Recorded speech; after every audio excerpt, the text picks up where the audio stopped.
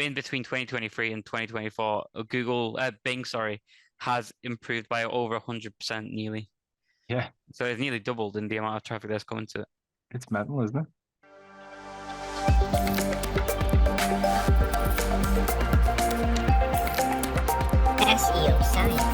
SEOscience.com. And we were looking at some of the statistics on where the referrals were coming from.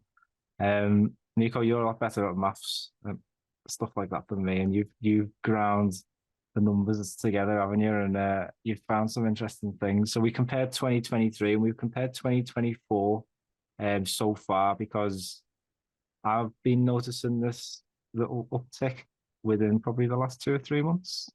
So let's see what you found, Nico.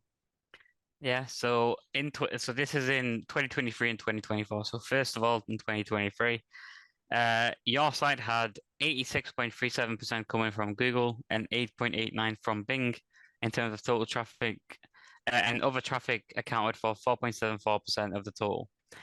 However, in 2024, your site had 75.31% of the traffic coming from Google, with 16.99 coming from Bing and 7.7 of all other traffic coming from other sources.